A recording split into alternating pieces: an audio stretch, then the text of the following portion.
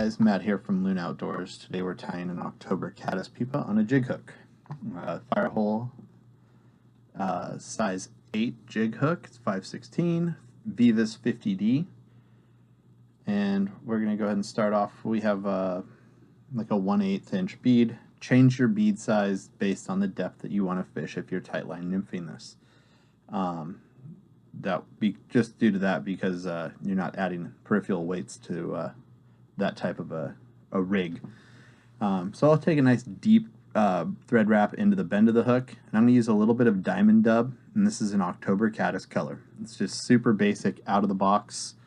I have some blends that I do that are very elaborate and would be way too hard to explain, so this one's just super basic. We can go more into that sometime on a live stream. So we're just going to go ahead and twist up a solid dubbing noodle and just kind of start creating little by little a nice caddis body.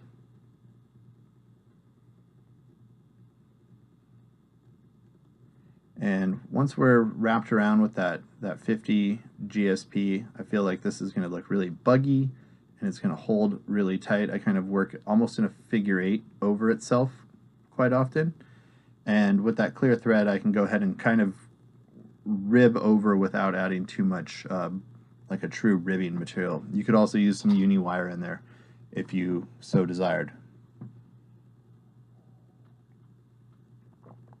And this fly is just a really basic box filler. It's not over the top, it's not hyper elaborate, but it's something that you're going to be able to tie a lot of pretty easily.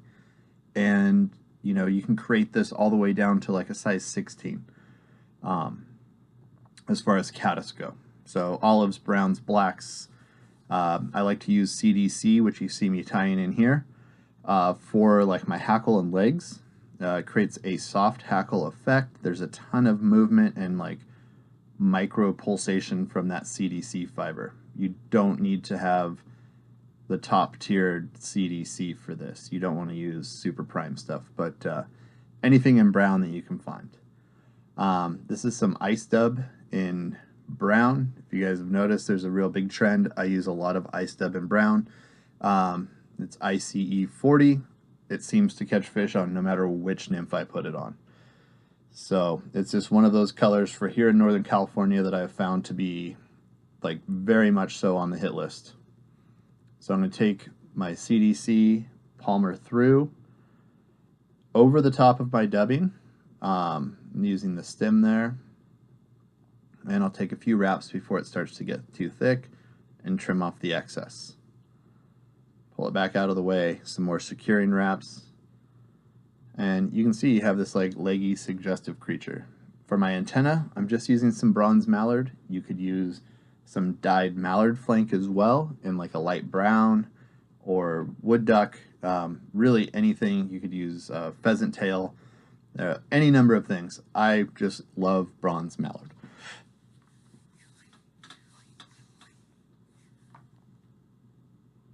So I'm just going to select 2 antenna, and I put them on the bottom.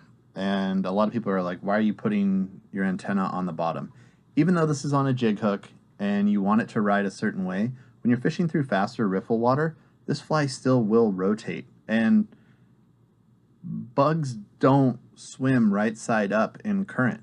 So it really doesn't matter. It's just a suggestive fly. So if you put your wing cases on the outside, you keep your hook gap, and it's still going to move around quite a bit underwater, and you're not going to lose fish, and they're not going to go, oh, we're not going to eat that, it's swimming upside down. So it's kind of a good trick just to keep your gap and make it easier for you to tie. A little bit more of that ice dub brown, UV brown, the ICE 40, and we just go ahead and whip finish.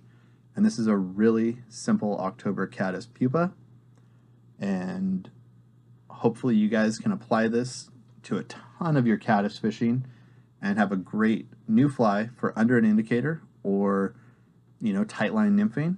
And I do use just a little bit of the UV flow to seal the deal like a head cement. Thanks for watching, guys. Hope you enjoy. We'll catch you next time.